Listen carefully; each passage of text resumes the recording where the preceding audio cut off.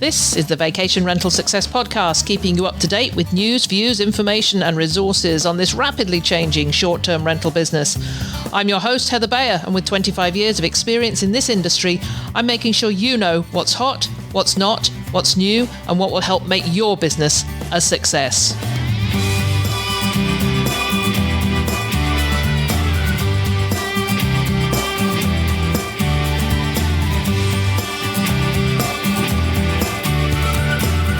Well, hello and welcome to another episode of the Vacation Rental Success Podcast. This is your host, Heather Bayer. And as ever, I am super delighted to be back with you once again. So it's been a couple of weeks since the VRMA conference, and what a week it was. I flew out of Toronto on the Sunday morning. I was back in Toronto on Tuesday afternoon. I had to come back to help my husband celebrate his birthday. I've been away for the last 5 years for his birthday, and I said this year I would be here, and I'm glad I was.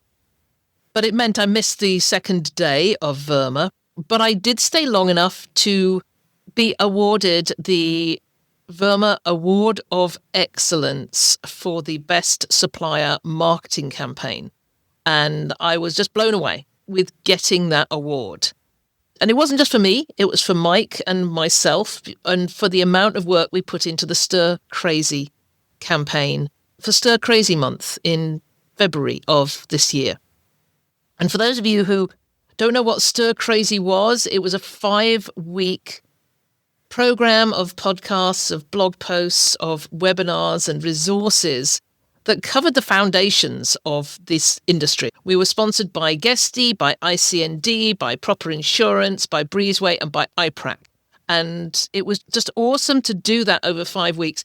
VRMA recognised us for actually putting that program together and bringing those really core topics, those foundations of this industry, to the forefront.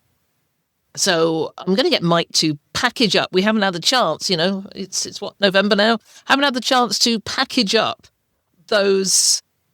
all that material in Stir Crazy, but we will do that before the end of this year. So if you want to catch up on all that, and there's some amazing education material in there, then, well, we'll make sure it's out there. But VRMA itself, it was amazing for what I saw of it. Las Vegas is not my favorite place. But the VRMA board and the conference organizers went out of their way to create something that was new, that was innovative, brought some amazing new sessions, new formats of sessions. Now, I didn't get to see as much of those sessions as I would have liked to, but I spoke to lots of people who said it was a stellar conference. They got a lot out of it. The exhibition hall was massive as ever. And there was lots of networking. It's always a whirlwind. But for this year, for me, in that short time I was there, it was all about the conversations. I spent most of my time not in the sessions, but in the hallways and sitting down at the plenty of tables there were surrounding the exhibition hall, talking to property managers. And there was one topic that kept popping up over and over again. That was the only topic I really wanted to talk about, and that was AI, of course.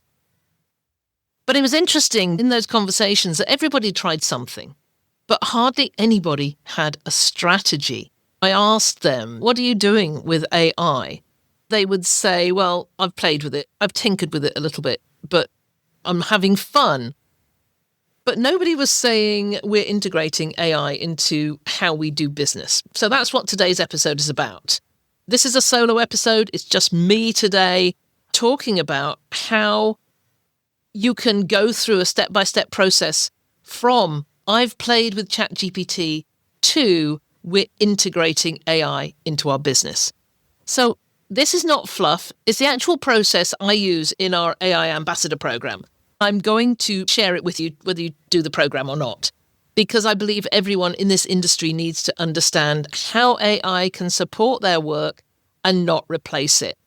While I was at VRMA, I was really fortunate and honoured to run the AI Skills Lab workshop with Bart Sobeys from iBooked Online. So we had the Brit, Canadian and the Australian standing on a stage in Las Vegas, which was really awesome. we asked the room a couple of questions. First of all, it was, who here is using AI in any form? And nearly every hand shot up. Great. And then we asked, who has actually implemented AI into a workflow or process that is working in their business? And nearly every hand dropped. And that moment perfectly captured what I like to call the tinkering gap. Playing with AI is really fun. It feels exciting. It's almost futuristic. You feel like you're in there doing the most up-to-date stuff. And maybe you write a prompt, you get some clever content, and you think, wow, this could save me hours. And that's perfectly true. Of course, it can save you hours. But without a framework or a strategy, without any integration in your team or systems, it stays just that. It's a fun tool you played with on a Tuesday afternoon. But that's not to denigrate tinkering. I mean, it's not a bad place to start. And in fact, it's really necessary. It's how you get familiar with what these tools can do. I spent yesterday tinkering with ChatGPT Atlas. Today, I'm using ChatGPT Atlas because of what I learned yesterday. But if you stay in that tinkering place and thinking that tinkering means I'm doing AI, that's the danger. Because if we want to build businesses that are, I'm not sure I like this expression, AI enabled, because we should all be AI enabled. It's a bit like saying back in the 1990s, we're Wi-Fi enabled or we're internet enabled, because that's what every business was.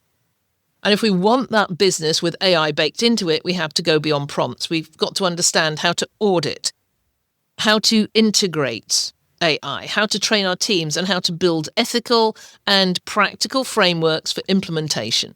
And that's where this really all begins. So, step one, let's talk about your platform. There are so many tools out there.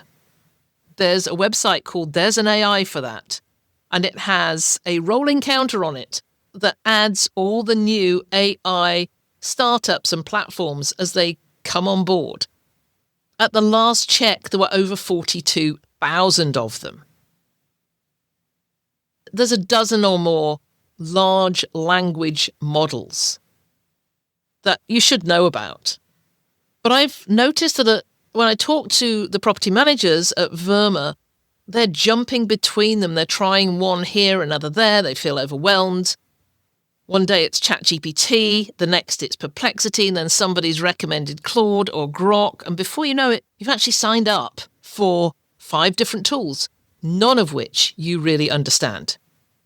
I know I have been there, and to a great degree, I still do it. I still sign up for new tools every day, most of which just never get touched. Here's a tip for you. Do not sign up for annual plans, even when there is a deep discount for going annual. Just sign up for a monthly plan until you decide whether it's something that you really want to do. It gives you a little bit more accountability to go back and really try it out. But if you sign up for an annual plan, for a lot of these products, because it seems more economical, it really isn't, because I would expect that 80% of them you never get to use. So that's just a tip. I heard it on a podcast the other day. I've stolen it. I'm giving it to you. Do with it what you will. But I no longer sign up for annual plans. I pay the higher price for the monthly option and put a note on my calendar before that month is up to make sure I have checked it out and see if it is worthwhile going forward with it. So pick one large language model to go deep on. For most people, that's going to be ChatGPT.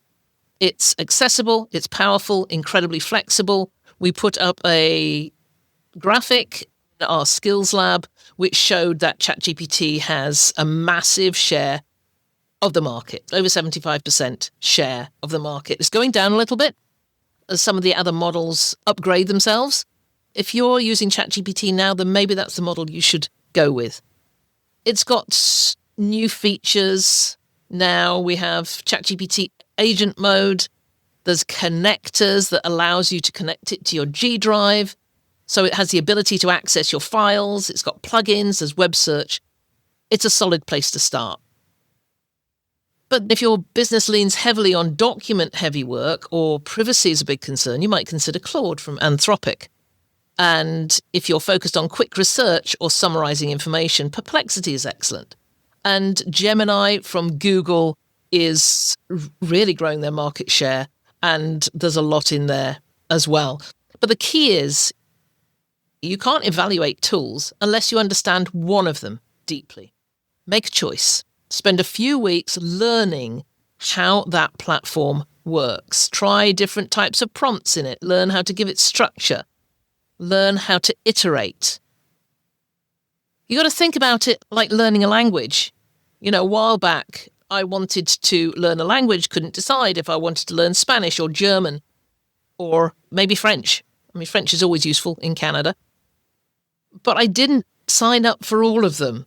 I decided, because you don't try to learn them all at once, you master one, because that helps you see patterns in the rest. If you learn one language apart from your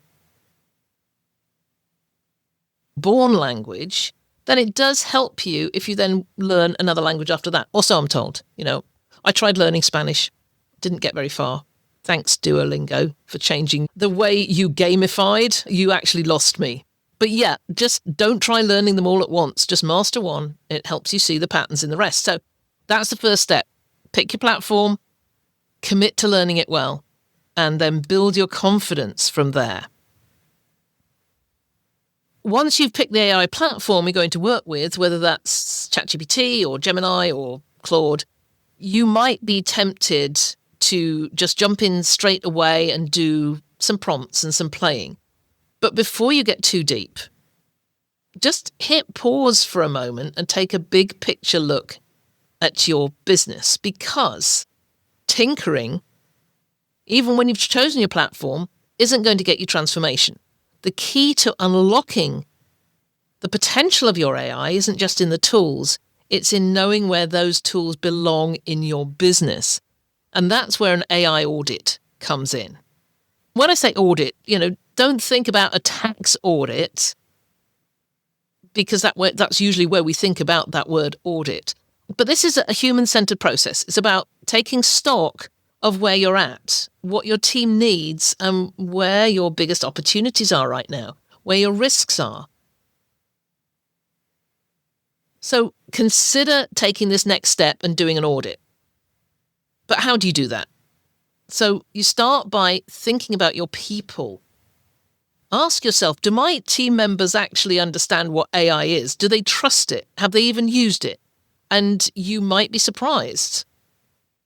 I've asked teams in companies that we've worked with about this, and I've heard everything from, oh yeah, I use it to write social media captions. We're doing all our listings with it.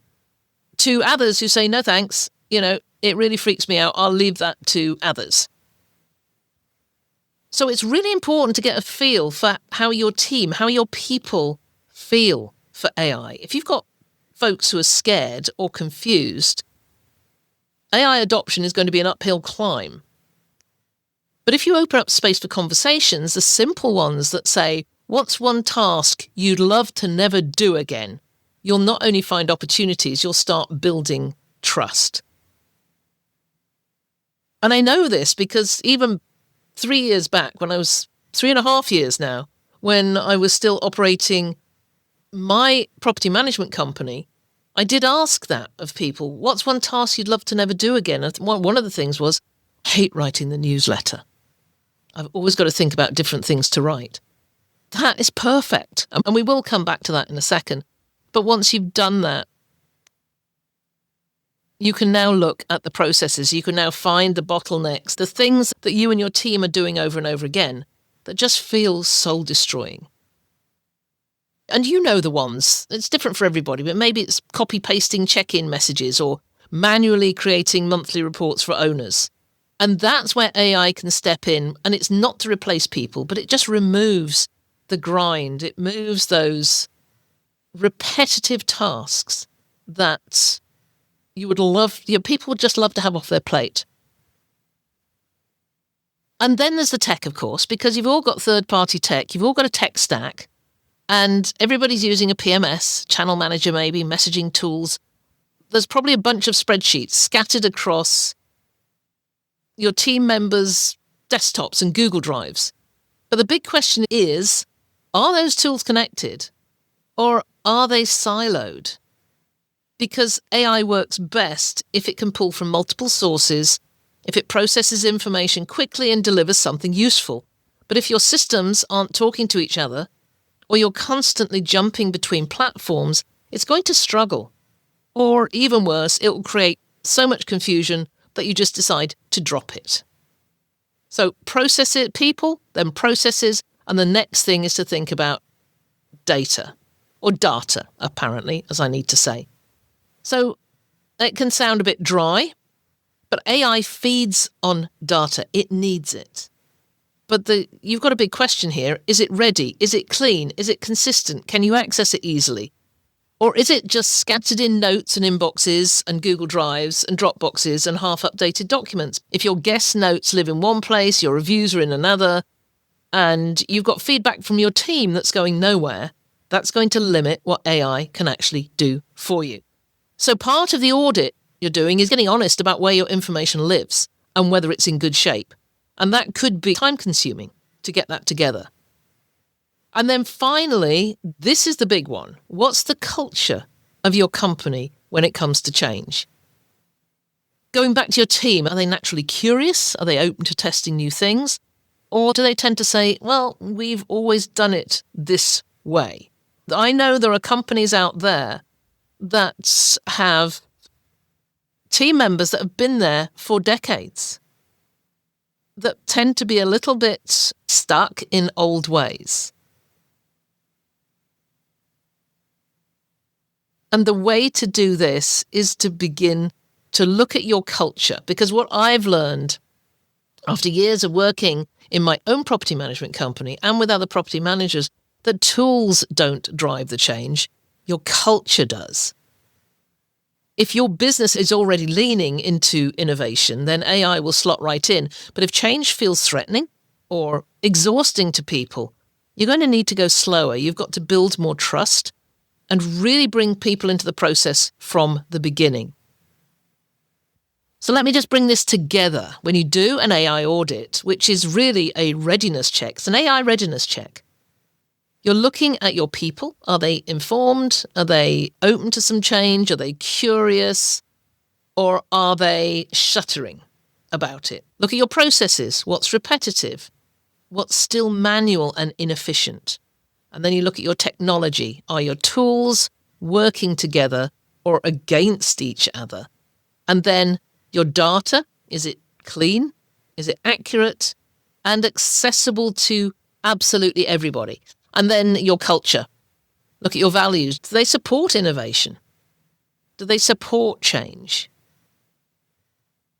And then you don't need a fancy tool or a consultant to do this. Although these can be very helpful if you don't have the time and if you need that support. But you can just grab a notebook or a spreadsheet, give each of these areas a score from 1 to 5 if you want, and then jot down where things feel solid and the areas that need work. So go through that: people, processes, technology, data, culture. And just doing this simple exercise will help you to make sense of how you could create a roadmap, not just to start using AI, but to integrate it in a way that makes sense for all your stakeholders, your guests, your owners, your community, and your team. Because this it's not just about automation, and that is definitely what AI is not all about, or it shouldn't be. It's not about automation, it's about building a business that's more efficient, that's more responsive, but is still deeply rooted in the hospitality that is at the foundation of everything we do. If you've now picked your platform, you've run an audit, you've got a few areas where you can see where AI might make a difference, but now what? And this is the part where a lot of people freeze up. And I've been there. I know what the problems are, but I just don't know how to fix them with AI. It just seems so huge and overwhelming. But the answer is always the same. Start small. just pick one, run a pilot. And a pilot is just sort of a low-stakes experiment. Choose one task, one tiny slice of your business, and choose something that's easy to measure and it's low risk. So some examples, maybe you use ChatGPT to rewrite your property descriptions. Maybe you ask it to create 5 different versions of a guest welcome message, and then you test which one gets the best response. Maybe you give your VA, if you're using a VA, a prompt to help them answer guest reviews faster and more consistently. Somebody asked me on a podcast the other day if in a little exercise called AI or not AI, if I would use AI to answer guest reviews. And my answer was absolutely. You use them to help you answer guest reviews. They are really great in answering a negative review and taking knee-jerk reaction out of it. But you've got to have that human in the loop to then review the response and make sure it is just the best one to go out. But using AI to do this helps it become a faster and more consistent process. So the point of doing this pilot is to not overhaul the whole business because you're just testing it at the moment. You just want to learn how it works with your workflows.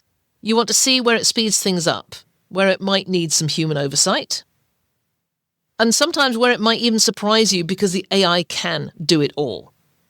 But you're doing this without huge amounts of risk. So if you're listening right now and you're able to, I want you to just write down one area where you spend too much time doing repetitive work, and that's your first pilot opportunity. You talk to team members, you find that one thing you could use for your pilot project. But don't wait for the perfect tool or the perfect moment. Just pick something and start today or this week. We built a worksheet that goes with this episode, so if you want some help brainstorming your pilot, you can grab that from your show notes. So we've talked about involving your people and the team, and that's really important because the amount of effort you put into bringing your team into this could determine whether your AI efforts succeed or whether they just fail or stall. You have to bring your team along with you. It can't be a side project. It can't just live only in your head. As founders, that's what we used to do. Everything lived in our heads. Our SOPs lived in our heads. But if AI becomes something that only you understand, then it becomes a bottleneck in itself instead of a solution. So when you start experimenting with AI, loop your team in early. Show them what you're doing. Share your pilot project. Get them together at a team meeting and say, hey, we've taken this one repetitive thing that several people have said that is a bottleneck or a pain point for them, and we're going to try and use AI to resolve it. So share what you're doing. Ask them for input. Ask them what they think. People need to feel safe before they can get creative. They want to know that AI is not a threat to their role, but a tool to elevate their work. So give it to them to do. They need to play. Give them a prompt and let them try it. Let them use AI to help write an email or draft a message or brainstorm a checklist, and then celebrate what works. I listened to a podcast recently where the business owner was saying that he got his team together, told them what platform they were going to use. ChatGPT was going to be the level playing field. Everybody was using it, and told them to go away and experiment. And then come back a week later, and each one of them had to give a presentation on what they'd learned. They were given the time to do it. They didn't have any pressure, but they just told to go explore. Within a month, this business owner had 5 new processes running more smoothly than ever before. And that's the power of shared curiosity, not a top-down initiative. It's a team journey. You don't need to be the expert. You just need to be the one who creates the space for others to explore. So what I want to talk about next is what to do once something works, how to capture it, standardize it, and turn it into a repeatable system. Because this is where the magic happens. You've picked a platform, you've done your audit, you've run a little pilot, and your team is starting to get it. Maybe they're even getting excited. And now the next step is really key to getting AI adopted into your business. You take what works into something that's repeatable. So let's say you found a great AI workflow for responding to guest reviews. You've prompted ChatGPT to rewrite them in your voice. Within the knowledge, your company knowledge, you have created a brand voice so that when these responses are written, it's like, oh my gosh, they really sound like us. They sound like I have written this. Once you've got that brand voice writing those responses in your voice, you've checked the tone, you've ensured the brand alignment, you've got that human in the loop to do the checking. That's fantastic. But if you keep that process in your head, no one else can use it. If you leave the prompt buried in a chat thread, it's lost the moment you need it. I know this all too well. I do things in ChatGPT all the time. I don't take them out and create a template with them. I just leave them in there. And then I think, I know I created this process and it really worked because I checked it out, but it's still sitting in a ChatGPT thread. It's almost lost the moment you've done it, because if you are using lots of chats every day, it will get buried and it's lost forever. Instead, you need to write it down, to copy paste it. When you've got something that looks really great, copy it, take it into Google Drive, into a folder that everybody can see, create a template from it. Show your team how to use it step by step.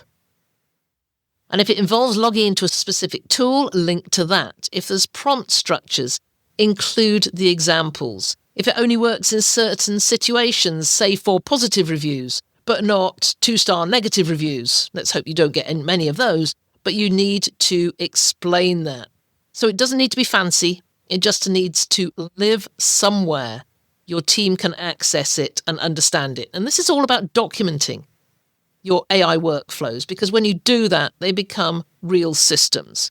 They become systems you can hand off, systems that scale, and systems that reduce your involvement in every little thing and just create consistency across your brand. Now, this might feel like overkill for a little task, but I promise you it really adds up. The difference between a business that plays with AI and a business that runs on its documentation is the bridge between curiosity and capability. Now, you can use tools within the tools. You can use GPTs in ChatGPT to create these templates, if you like. You can use platform like Notebook LM. And I've talked about Notebook LM in previous podcasts. That is a great tool to use to record everything. Everything you think about on a particular topic, you can record in Notebook LM, and then you can share your notebooks. But here's something. And then you can make this, I call it SOP building, but it could be GPT building, it could be notebook building, part of your pilot process. Whenever you try something new and it works, you've got to document it. Not 6 months later, not when you're training somebody new, but right when it's still fresh. Everything I do, the moment I do it, I document it before the next idea comes along. And this is, you founders, you property managers, hosts out there, you're idea generators. Every time you've got an idea and you're going to create something out of it that other people are going to be able to use, then you document it. But even better, you invite your team to help write these SOPs. If someone builds a great prompt or streamlines a process somehow, you ask them to show others how they did it. Give them ownership, celebrate their contribution. Because the more your team contributes to these systems, the more invested they'll be in using them. So maybe get your team to come together and share what they've done in little workshops.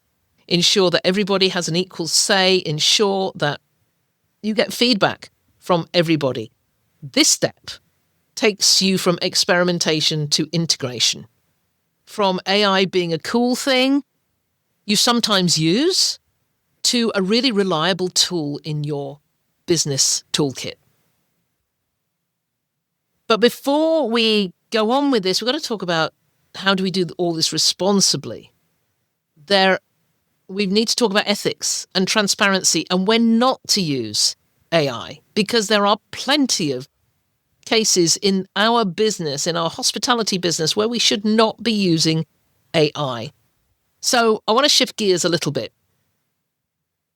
I want to talk about what powers us at Vacation Rental Formula Business School and what sits at the foundation of absolutely everything we do, and that's Thrive. It's trust, responsibility, and hospitality, and then the VE is vibrant environment, and that's all about the teamwork that comes into this. AI is powerful, and it's super exciting and super fun, but it's also something that requires a huge amount of responsibility. We're in the hospitality business, and at its core, hospitality is human. Hospitality is built on connection. It's built on our empathy, and top of mind is built on trust. So while AI can help us be more efficient, we've got to be mindful of when and how we use it. So here's where I'd like to start with this, is just because you can automate something doesn't actually mean that you should do it. You've got to ask yourself, will automating this enhance the guest experience or take something away from it? So let's think about something like chatbots. Oh gosh, this is really great. We can have AI answer the phone or answer all our text messages, and we don't have to be involved. Well, if you ask yourself that question, is it enhancing the guest experience or taking something away from it? I think you're going to get the answer to how you use this stuff. AI is fantastic at summarizing guest feedback and helping spot trends and patterns. That's really valuable. But should AI be responding directly to a guest who's had a terrible experience without any human review? No, of course not. AI should be used to augment, not replace. What does augment mean? It means sitting beside what you already do, helping you become more effective and efficient. But it should never veer into the actual guest experience. Guests want to feel that they're dealing with humans. So use AI to augment, not replace. That's the golden rule. Then there's transparency. And I think, that is a huge one. If you are using AI to help write guest communications or social media posts, that's fantastic. But don't use it to impersonate someone. Don't create fake personas, and don't use it to spin a narrative that is not true. Because guests are savvy. They can feel when something's off, and once trust is broken, it's hard to win back.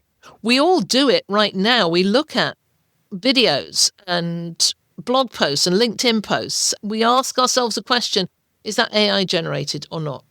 I know I have a Facebook feed, which I've got to stop using Facebook because it is mostly AI generated now. I'm going off the entire platform because the majority of stuff on there is what is now known in most circles as AI slop. If you're veering towards AI slop because you're not using humans where you should be using humans, then you need to really rethink how you're using AI. So let's also talk about data again. AI needs that data to do the job. But we've got to think carefully about what information we're feeding into the tools. If you're pasting in guest names and email addresses and booking details into a third-party tool, and you've read the platform's privacy policy that you know where that data goes, when you're using AI internally, you're setting those parameters. So it's really important that everybody in the team understands how they're using AI internally. You have to protect sensitive data, redact names, avoid personal details, and make sure your team is following all those procedures. And then there's bias, because AI is only as neutral as the data it was trained on. That means it can make mistakes, it can hallucinate, and sometimes those mistakes can be harmful or offensive. So once again, that human in the loop is absolutely imperative. You have to have people in place. Don't ever assume that AI is right just because it sounds smart. So this is why ethics has to be part of your AI conversation from the very start. Set some ground rules, build a shared understanding with your team, give them space and time to ask questions, and model what responsible use looks like. Because AI can definitely make your business better, but it has to align with your values. And for those of us in this industry, those values often center on care, on service, on trust, on community. So let's make sure we keep that front and center. Don't get too taken in to innovativeness of AI, because we're luckily in an industry where people still matter. So we need to keep that front and center. So there you have it. I've covered a lot in this episode. And if you've been taking notes or even mentally just checking off each section, you might already feel you're in a better position to move forward. You've got the steps. You choose your platform, audit your business, launch your first pilot, bring your team on board, document what works, and overall, you use AI responsibly. That alone could be enough to get you started. And honestly, you could take what we've talked about today and go out and build your own AI strategy from scratch. There's plenty of podcasts, plenty of newsletters, plenty of resources out there. Go collect it, use it, adapt it, test it, and learn. You don't have to wait. But I also know that implementing something new, especially something as transformative as AI, can feel really overwhelming. And maybe you don't have time to figure it all out alone. And maybe you're not the right person on your team to lead this, but you know someone in your team who could be. You know that person, the one that's always talking about AI, who has the great prompts they like to share with people. They're always talking about different software and different apps, and they've probably used Nano Banana. And if they know what Nano Banana is, which is a photo video editing program as part of Google, as part of Gemini, if you've got that person, they could be the person that needs to be leading the AI adoption and implementation in your company. But if they need help, or if you need help, we've created the AI Ambassador Program. This is where the AI Ambassador Program comes in. It's a certificated program, so nobody's going to enter this program, just do a few online videos and say, okay, I know how to do this. We've built this because we want people to follow this program and then be able to do all this within a company and have really clear, successful outcomes. So that could be you, someone on your team who wants to do this program, which is designed to build confidence, competence, and be a clear roadmap for AI implementation.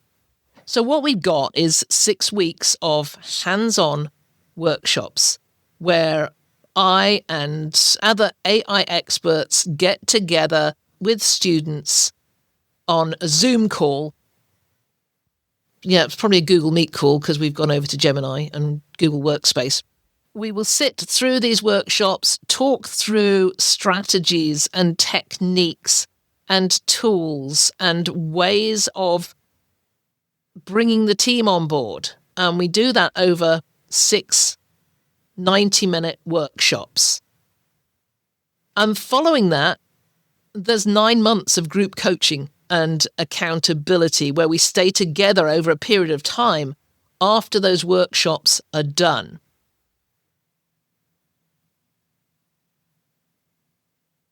We also have online tutorials as resources to back up the workshops, as well as a full library of SOPs and prompt packs and templates and training tools and apps that we've developed.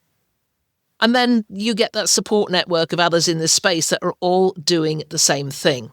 So by the end of the program, the ambassador won't just understand AI, they'll be driving AI integration in your business. So we're super excited about being able to take people from the tinkering phase to the really deep understanding phase.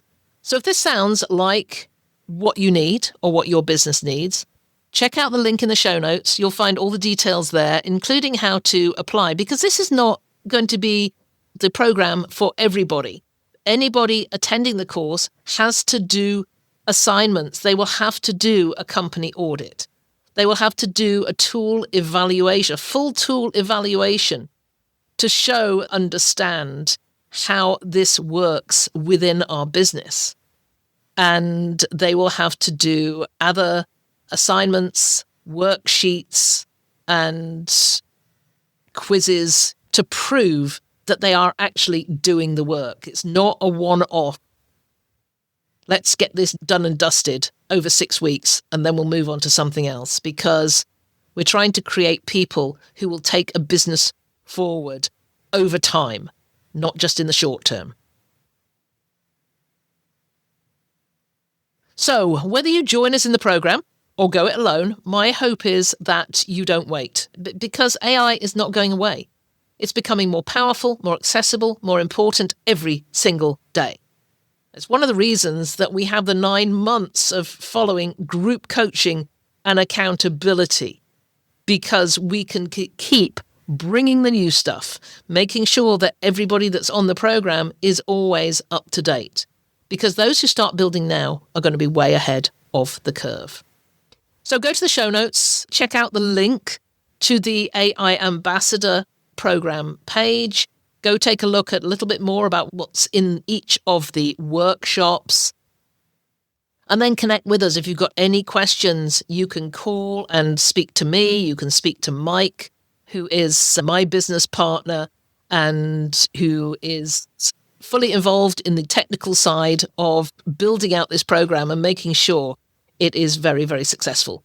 So get in touch with us. We would love to talk to you about it, let you know what's involved and how you can become a part of it. And I'm looking forward to talking to you. Okay, that's it for this week. I am heading off to Las Vegas once again next week. I will be at the AI for Business Summit, 4 days of geeking, and I actually don't have to get on a stage and talk.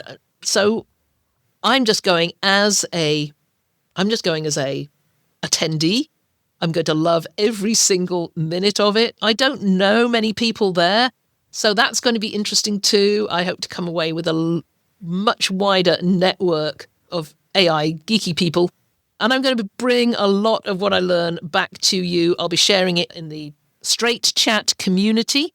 If you're not part of the Straight Chat community, there is still an opportunity to join for $9 a month. And that is $9 a month for life for you for the first 100 members. We're nearly up to 50 members now, so hopefully we will take on new members at that much lower rate, at which time it's going to go up. In that community, we share every week all sorts of information on what's new, what's upcoming, what you need to know about AI, and you can also network with others in the industry and find out what they're doing. So thank you once again, as ever, for listening in. It's always an absolute pleasure to know that you are out there, and I'll look forward to being with you again next week. It's been a pleasure as ever being with you. If there's anything you'd like to comment on, then join the conversation on the show notes for the episode at vacationrentalformula.com. We'd love to hear from you, and I look forward to being with you again next week.